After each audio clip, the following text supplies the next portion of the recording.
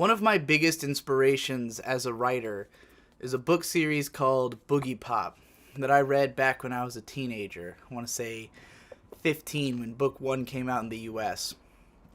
Originally released in 1998 and continuing from there.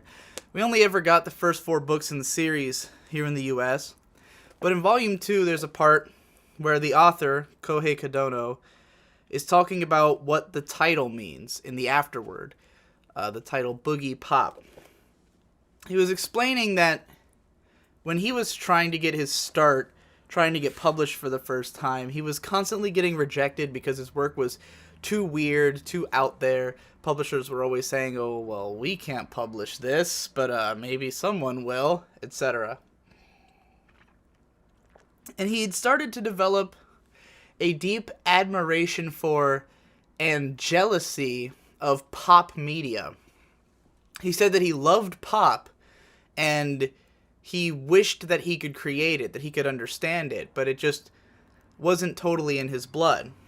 But as a big fan of it, he wanted to try. So he tried to create something that would combine his more out there boogie sensibilities with a more pop sensibility, hence Boogie Pop, a series of books which is very accessible and easy to read, but also about very weird, out there, esoteric subject matter. And once he got famous with his book series, he was able to make them more boogie and involve more of these things. Now, I've sort of always based my take on writing after the Boogie Pop books. Not only did his style influence me a lot, but that whole idea of Boogie Pop has been a huge deal for me in the way I go about creating things. Because when I was a teenager, I too, my ideas were a little too out there. No one could really relate to them. No one found them that interesting. And I always felt like I was just a little too boogie. And I too have had a long-standing admiration for pop media. I love things that are popular, contrary sometimes to what other people might think, because there are plenty of popular things that I don't like or that I outright hate. But, in general, I don't think my tastes are that out of line with common people's. If I were to talk about anime, which is obviously what I'm best known for commenting on, I love Full Metal Alchemist Brotherhood, which is just about the most pop thing you could possibly imagine. It's so, concentrated to be something everyone would love. So, when I go about creating things, it's very much with that same boogie pop mentality. I want people to like it, but I can't just make pure pop. And I know what it looks like. Not only do I know what it looks like, I know how the sausage is made. I know how someone would go about creating pop media. Especially if you wanted to do it even cynically. Look at the trends, figure out what's going on. I think a lot of pop is created not cynically. I think a lot of it just comes from having the same sensibilities as most people. Like Full Metal Alchemist, for instance, is a series that I don't think has a bone of cynicism in it. It just so happens that the authors, what they wanted to create was exactly what everyone loves. And so they created something that is so perfectly in tune with a global universal understanding of great storytelling. But then there's other people who would never be able to make something like that. I could never make something like that. I could never make something so broad because my interests are more narrow. The things I would want to create are more specific to myself. And I think that it's a struggle a lot of people have when they want others to appreciate their art, but they also want to make something that's personal and something that speaks to themselves. And sometimes it's really hard to reconcile those two things. And a lot of people think you shouldn't try to reconcile those two things. And a lot of bad art comes from trying to reconcile those two things, from trying to make something that's specific to yourself, but also trying to make it accessible and failing to reconcile them because you're doing it cynically. I think boogie pop art has to come from a place of loving pop art and wanting to imitate it and wanting to be a part of it. So as a YouTuber, if you look at any of the big YouTube channels, the like really big ones, their content is always a certain way. There's, you know, the more cynical stuff, which is just clickbait, you know, stuff like the top 10 lists, the hottest girls in anime lists, if you want to be anime specific, you know, the stuff that will, no matter what, will get a million billion people watching it because it's clickbait. And then there's the ones that are just like, that even I can appreciate. I watch a lot of like, you know, well, not a lot. I can appreciate like what's good about like a Let's Play show, you know, someone who uploads every single day and their thing is that just that they have a personality and they're out there, and there's, you know, people who make like consistent content, people who make very scheduled, regulated content, and it's like I get the appeal of those, and some of them I even watch, but I can't do that, you know? But at the same time, if I tried to go so out there and be so boogie all the time, no one would like what I do, and I don't want to necessarily be that guy. Like, I don't find more pride in being so out there that no one watches it. I like being popular. I like attracting people and inviting them to my art. So I write in the boogie pop fashion. You know, I write videos that are pretty easy to appreciate. I don't kowtow to what like is what I know is popular. You know, I don't try to write stuff. I don't try to only cover shows that everyone's talking about or everyone's going to want a video about. I don't watch the shows that people want me to watch or anything like that. But I present my videos in a way that I think people will understand. And I do write to be accessible. I don't try to write inaccessibly on purpose. You know, I feel like there's a lot of people who have a certain pride in, let's say, with anime, like always using Japanese titles or trying to be very specific about like industry stuff and expecting your audience to sort of understand that. I'm not that type of guy. I try to write in a way that the most people will know what I'm talking about while still making the point that I want to make. Which the point I want to make might be something more bizarre, might be something people didn't expect to hear about or didn't think they cared about, you know? I've always been one who sort of thinks that my goal is to get an audience to care about something they didn't know that they cared about.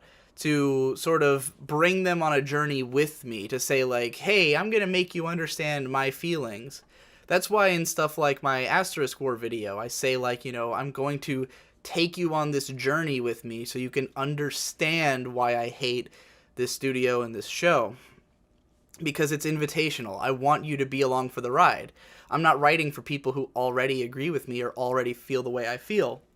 Not that I necessarily think there's a problem with writing that way, but I think there's not enough recognition of that there's these different intents.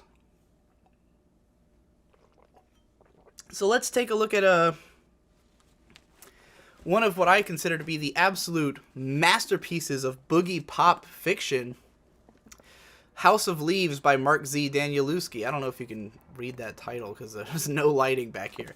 But what's funny about this book is it starts off with the dedication that just says, "This is not for you," which is kind of ironic because this book actually has a very strong pop sensibility. It's very out there, and a lot of it is a commentary on the ideas of criticism, the ideas of postmodernism, and of formalism. There's a lot of that stuff in here, but it's wrapped in a package that's so easy to understand. Even though the book is written with this maze-like esoteric style, it still has basic dramatic structure that resonates with people, and it's sort of like it's saying, hey, here's insanity, but I'm gonna help you navigate insanity. And therefore it's very boogie pop. Whereas a book that really is not for you would be Mark Z. Danielewski's next book, Only Revolutions, which I cannot understand any of, because this book is completely uninviting. It does not expect the viewer or the reader to sort of go along with it. It just is like, here's the story, you know, follow it if you can, and if you can't, then I guess you're fucked. So if I were to describe what is the difference between pop and boogie, it would be that level of invitation. I'm pouring myself a drink right now. Got my my barrel of wine here. There's sort of a gradient, far out to totally accessible, the gradient. Totally accessible would be top 40. When people think pop, they think music, and that's because music has such a huge disparity between, like, pop music is heard by everyone, and really obscure music might be heard just by the guy who made it. So, pop, and they're considered to be the same medium. Like, TV show is always going to be some degree of pop, no matter how boogie it might be, because to even make it on TV, you have to be somewhat pop. There's a medium of music, anybody can create at any time, and it's all considered music. So pop, this top of the worldwide, everyone hears it stuff, is very inviting. Pop is easy to understand. It speaks to things that everyone gets, everyone innately appreciates, simple rhythms, simple time signature, simple lyrical content, things that are relatable to everybody, things that most people have been through. And of course, not literally everyone can relate to pop. A lot of people who are into boogie stuff are into it specifically because they can't relate to pop.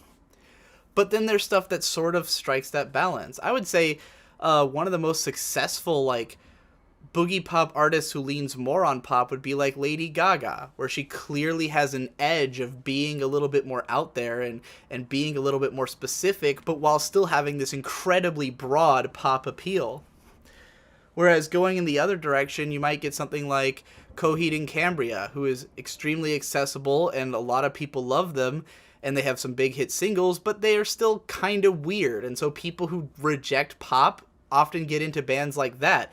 But the far end of the spectrum would be like your Merzbow or something, which is, even that's accessible enough that someone's heard of it, that it's like the go-to example for weird music.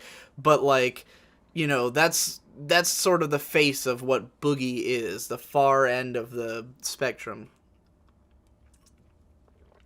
So what's funny to me about all this is that the way we talk about it. I think there's different people have sort of different expectations for the works they go into, and the way they criticize them, and it's interesting to see these differences. Like, my dad once said to me that in his opinion the greatest songwriter of all time was Billy Joe Armstrong of Green Day.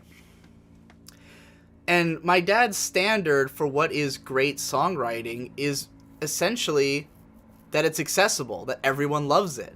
Like, it made the most money, it got the most ears, therefore it's the best. Which is funny. I guess it's closer to an objective standard than most things can get. Like, it did in fact reach the widest audience. Does that mean it's the best? But I think someone like him, or someone with that mindset, is judging everything against pop. It's basically saying that being pop is being good. And so from a critical standpoint, he'd be comparing everything against how accessible is it. Whereas a lot of critics more judge things by how strongly does it convey its message. Here's a great example of a boogie pop album that has somehow managed to have just the right level of pop sensibility to be huge. Kendrick Lamar's To Pimp a Butterfly.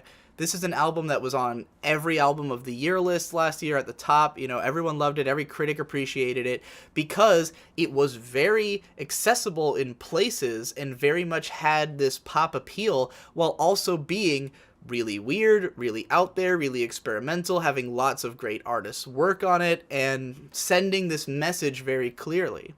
But the thing is that To Pimp a Butterfly is very inviting. Like, that's why the pop stuff is there. Because what Kendrick Lamar did was not just say, here's my message. He said, I want you to understand my message. And the way that he delivers it to as broad an audience as possible is by injecting those pop things in it. If his album didn't have the song All Right on there, then fewer people would listen to the album, and therefore fewer people would hear the message. He wants you to get it. He wants you to come in and feel the things he's feeling with him, so he puts in songs that will drag you in, you know? And I have no doubt that that's what Kendrick goes for, because he doesn't have to. I know he probably, you could say cynically that he wants to make money, and that's what you could cynically say about a lot of pop art, is that it's there to make money, propagate, take advantage of people and what they like and bring more money in. But I don't think all pop art is like that, or even necessarily most. I think someone like Kendrick can be out there if he wanted to. He just released his untitled, unmastered EP, where it's just like 7 songs that didn't make the cut for his last album, and he didn't try to make them pop or accessible. He just dropped them out there for anybody who was interested, and he could have done something like that with To Pimp a Butterfly, just made an esoteric piece of art and said, take it or leave it. But he didn't. He wanted you in. So this brings me to an interesting conversation that's sort of been happening around the music reviewer Anthony Fantano has been doing these podcasts about the new Kanye West album, The Life of Pablo, which you may have seen me give this huge drunken rant about on this channel because I really hated it. But Kanye West, after this album came out, there were a lot of reviews for it, and he sort of said that he thinks that he said something to the effect of white people shouldn't be reviewing black music or something like that.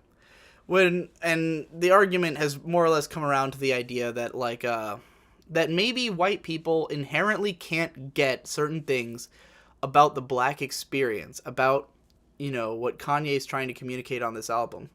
And I think that's an interesting point, because what that says to me is that the album is deliberately uninviting.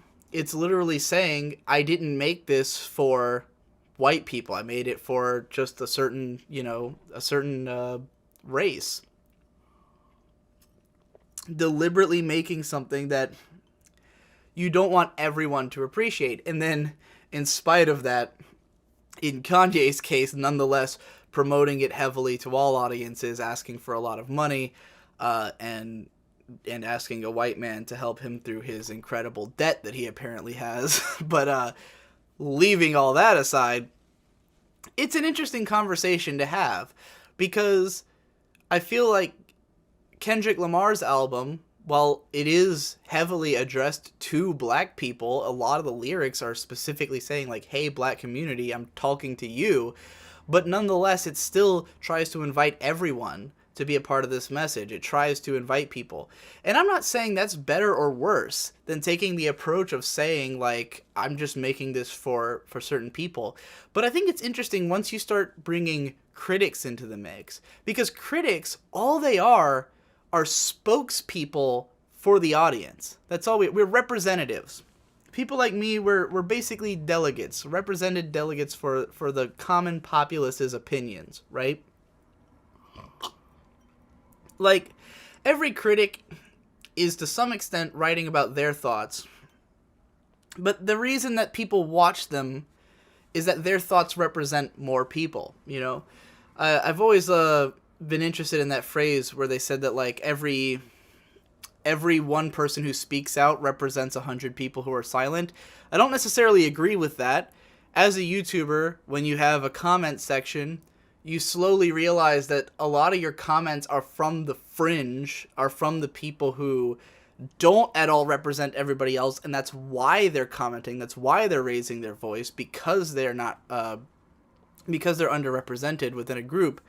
But I do think that when a reviewer becomes popular, it's because the things that they feel represent what a large amount of people feel, The reason people watch my videos is that they can relate to them. No one would watch my videos if they couldn't relate. The biggest reason people have difficulty growing their channels is often because People don't see them as relatable. Someone like that anime snob who has his little fan base, but he can never seem to grow, is because he's so exclusionary. He so doesn't invite people to partake in his opinions. He just says, this is what I feel and you all should agree with me or get out. And, you know, people can't relate to it. People don't understand his perspective. Whereas with someone like me, my popularity is entirely dependent on the fact that people do relate to me. And I've put the effort into that, you know. I could write stuff that's all boogie that I don't expect anybody to get, but I don't want to be that guy. I want to invite people. The reason I write is because I want people to understand me.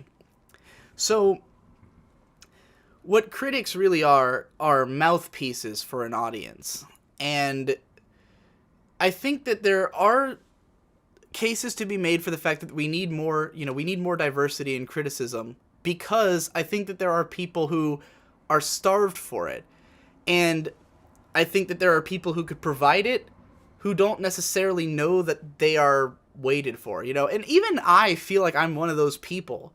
Like, I made this video at one point called, you know, I need reviews and analysis from more perspectives. And I was saying how, like, you know, I'm a white guy and most reviewers are white guys. But the funny thing about that is I actually see myself as being very different from most of those people. While I relate to them in terms of, like, lifestyle, like, the reason I do reviews is that I don't see my opinion represented all the time. Especially in anime. That's why I cover anime and not video games as much. Because, like, there are people who sort of represent my perspective on games, but there's no one who represents my perspective on anime. So I started making stuff so that I could represent that perspective, and then people who sort of said, wow, you've said what I've been thinking all this time and no one else was saying, I'm going to follow you. And those are the people who follow me. So I think that if it's true that there aren't enough black people covering black music, then it means that there just need to be more. Like, more black critics need to step up, because clearly there's a thirst for it. If there's people out there who are upset, who want to see what black people think about black music, then like, send that message out so that black reviewers can go, oh, I'm needed, I will come to the rescue, you know? But that is ultimately what reviewers are. We're here to represent what's needed. If it turns out that black critics aren't wanted as much as people seem to think they are, as much as someone like, you know, obviously Kanye wants his music to be more represented by the black community, but if it turns out that there's no desire for that, then it would be kind of pointless. It would just make the reviewers themselves be boogie. You know, it's a boogie perspective, maybe not a lot of black people read reviews. It's like, it's more likely than you think that, like, a percentage of the audience for those reviews who are black is incredibly small. You know, not to get, like, too deep into these politics here, but I do think it's funny when we've had this conversation that's coming up again and again, especially because of the Academy Awards, where people were saying how they were, like, you know, so white and there were so many white people in there. And all I could think was, but white people are, like, overwhelmingly the majority of our country. So it seems kind of natural that there would be more of them in the roles, you know, like, the reason a minority is underrepresented is that there is less of them. They are a minority. That's why. Somewhere, if you were in India, for instance, everyone in movies is Indian. If you're in Japan, the reason that Japan feels so ethnocentric when they write about anime and movies and stuff is because there's not a lot of people of other ethnicities there. You know? And, it would be nice if there were, like, an equivalent number of African American actors nominated to how many African Americans there are in the country, but, like, I don't think it's completely unreasonable that when your cutoff point is 5 people, you know, who ultimately get selected, that it would end up being 5 people who are from the overwhelming majority race of the country. So in other words, I think the reason that there's so much less representation has to do with population and interest. And I think that art, when it strives to be invitational, can bring in people from other perspectives, people who might not get it inherently, but you can make them get it. You know, like that's, again, my goal, because when I grew up, no one seemed to understand my opinions on things. When I was growing up as a kid, the things I liked were things that nobody around me seemed to like, and I couldn't get people into the things I liked. So that's why I started writing. So like for me, it's all about being invitational. It's all about bringing people into the fold. And I think it's a little backwards, like with someone like Kanye, to write an album that he clearly intends not to be invitational and then to treat it like it is, you know, to say like, I wrote this just for certain people, but you should all buy it. You know, it's a sort of odd stance. But you know, I don't think critics are the ones who decide whether an album is good or bad at what it sets out to do. It's really the artist who decides that, and and everyone in the audience individually. Each person individually decides whether or not the album resonates with them. And I think it's great that stuff that is full boogie comes out. You know, I think it's great that there's stuff that no one gets, and especially if it gets popular, it can be interesting. You know, like I think most of the popular boogie stuff is because someone who has made boogie pop art, like Kanye West, who made My Beautiful Dark Twisted Fantasy, which is an extremely boogie pop album. You know, it's a very specific perspective, but presented in a very pop way that everyone can understand and is very inviting. I think it's very interesting when someone like that makes something that's so boogie and so out there and is really just for themselves. And then I think the reason that this happens, the reason that people go through that process, is that it's just a simple matter of survivability. Like someone like Kohei Kodono, who clearly wanted to write boogie, but he couldn't afford to because he was trying to become a professional writer. So he wrote Boogie Pop, got popular, and then he started making the books more and more out there because he sort of reached those people. You know, it's not easy if you're trying to write something that's only going to reach 5 people. It's not easy to find those 5 people. It's not easy to get out there into the world and do that unless you start boogie pop, unless you or just full pop, unless you get people hooked, and then you can find that smaller amount of people who care.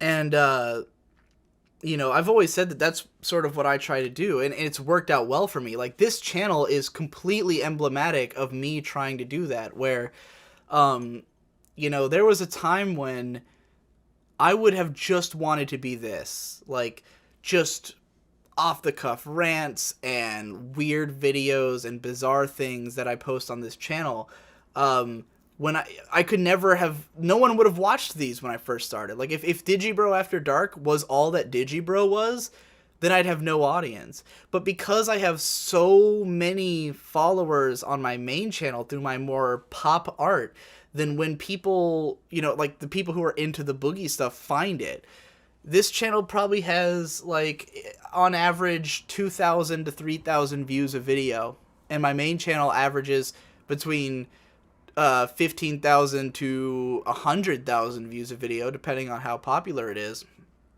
So it's like a trickle-down effect. I get, you know, those few people who understand this message will come over here and get this stuff. So I think a lot of people try to strive for that. We try to strive for, I want to be so popular that even the weird shit I get will be popular. The weird shit I make, rather. And I've said that many times in the past, that was my ultimate goal, was to be so big that I could make something more specific and it would still have an audience. I wouldn't be surprised if that's what Danielewski was going for. You know, like, this book could never have gotten published if House of Leaves wasn't already popular and had his name out there. There's no fucking way. So yeah. And I don't think critics necessarily get only revolutions. You know, I haven't seen a lot of positive reviews for it. I haven't seen a lot of people talk about it, because whatever audience understands it is buried deep, and they don't necessarily have representatives out there representing their opinion. They're critics, you know, there's only so many of us, and we don't speak for everybody. Most of us are popular because we speak for a fairly large group of people. I'm sure there's anime fans out there who feel like no one is speaking what they think, and they're just waiting for that one reviewer, or they are that one reviewer, and no one watches them because no one else feels the way they do, you know? You have to be pop. You have to have some pop sensibility to even be a critic. And mine is a boogie pop sensibility, which happens to, you know, there's plenty of people who are right in that middle section, and that's where I go for. I really think that anime in general, I think I've said something to this effect maybe somewhere before, but like the biggest anime channels currently have around 600,000 subscribers. I think that as a pure anime channel, the most you can ever get on YouTube is 1 million subscribers. I think 1 million will be the cutoff point for the biggest anime channel that ever comes around. And I think that the biggest my channel will ever get will be around 400,000 subscribers. 450,000 is what I really want. I want my channel to be the exact size of the population of Virginia Beach, the city I live in, which is 450,000 subscribers. I think that's the most I could ever get to, because my videos are specific enough that they will never appeal to every anime fan who would subscribe to a YouTube channel. But they will appeal to enough of them that I could get 450K. And that's like my cutoff point. It'll always be that, you know, not pop, but boogie pop, but not boogie, which will be anime snob who never breaks 10K at the absolute most. Anyway, I hope that was an interesting thought. Kind of got rambly and weird in the middle, but I think I said everything I wanted to. By the way, I've gotten a few comments on these videos where people are worried that I've been seem to be drinking a lot in my videos. It's because I film when I drink. Drinking helps me to be more loose and to talk unscripted, which I'm not that great at unless I'm drinking a little bit. When I'm like a little buzzed, it helps me to flow better. It helps me to be more passionate. If you watch my older vlogs, there's constant jump cuts and like parts I had to cut out.